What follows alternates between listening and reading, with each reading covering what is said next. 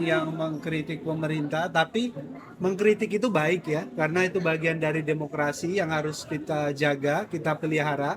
Tapi mengkritik itu tidak boleh melanggar hukum, karena kalau mengkritik yang sudah sampai melanggar hukum itu nanti sifatnya makar.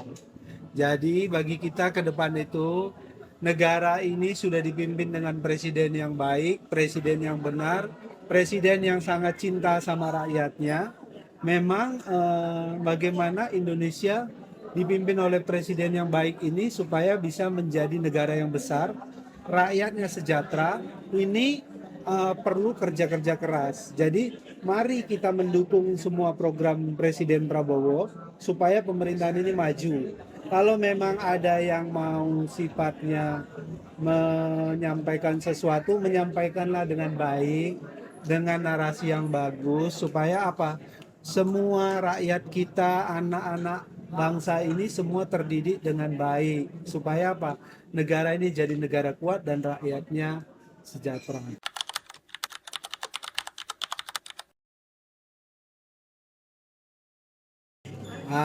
Dan begini, LBH ini selain membantu pemerintahan dan memang membantu masyarakat, terutama nanti saya minta kepada Ketua LBH supaya memfasilitasi, membantu terhadap masyarakat-masyarakat yang dikriminalisasi. Supaya apa? Ini ditegakkan. Indonesia ini adalah negara hukum. Supaya hukumnya benar, semua berjalan dengan baik dan nanti saya minta kepada LBH Rakyat Indonesia untuk membantu APH-APH kita, aparatur hukum kita untuk mensosialisasikan tentang KUHP yang baru. Supaya apa? Masyarakat paham. Tidak ada lagi kriminalisasi yang di luar hukum. Itu kira.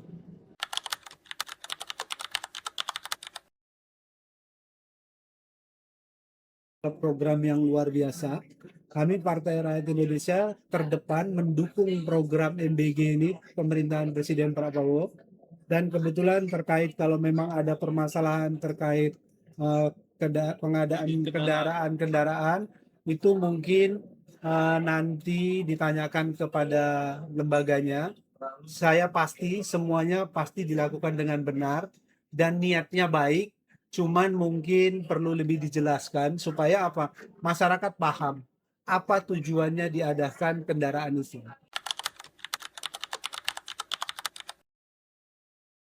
Jadi gini, kalau ada yang menyuarakan seperti itu, mungkin saya sarankan tokoh-tokoh hebat, tokoh-tokoh besar itu banyak melihat media, banyak melihat apa yang dilakukan sama pemerintah. Saya lihat pemerintah ini sudah luar biasa. Apalagi presiden kita kerja tidak mengenal waktu, siang malam, dan ini harusnya diapresiasi. Walaupun misalnya ada masukan ya, sampaikanlah dengan baik supaya apa? Karena presiden kita mendengar kok, semua pembantunya, menteri-menterinya juga mendengar. Masukan-masukan itu adalah mari kita bangun negara ini supaya menjadi negara besar, rakyatnya sejahtera. Ini kan negara demokrasi.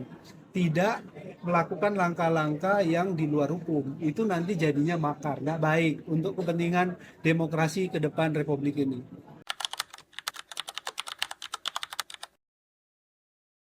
Tokoh-tokohnya itu banyak.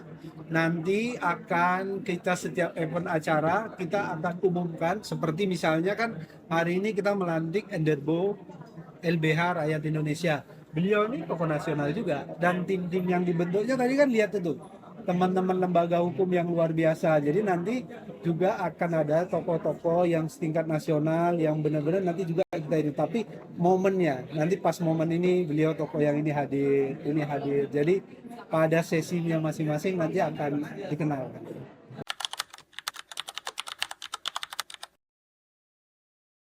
Pemilu 2029 kita Partai Rakyat Indonesia targetnya pertama dukung pemerintahan Pak Prabowo, terus pemerintahan ini harus negaranya menjadi negara kuat, rakyatnya sejahtera. Untuk target DPR RI-nya kita 50 kursi DPR RI.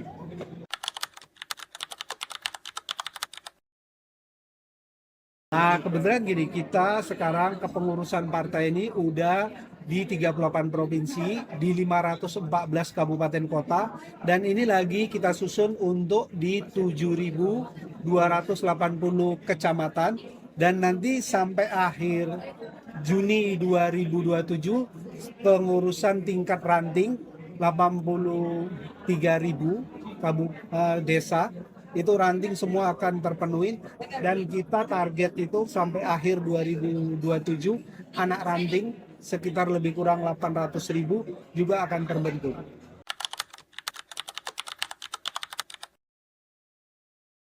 Ini kalau siapa yang nanti yang menjadi caleg Partai Rakyat Indonesia, kita akan verifikasi, kita akan survei, dan kita pastikan kader-kader itu dari awal 2027 nanti akan bekerja, menyampaikan visi misi pemerintah, dirinya. Nah, itu nanti kita putuskan waktu pas pendaftaran.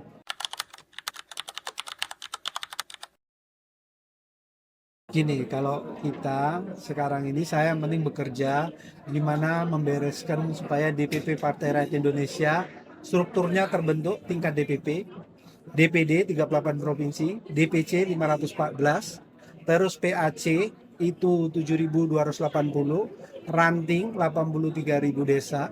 Udah itu anak ranting nanti 800.000 lebih kurang.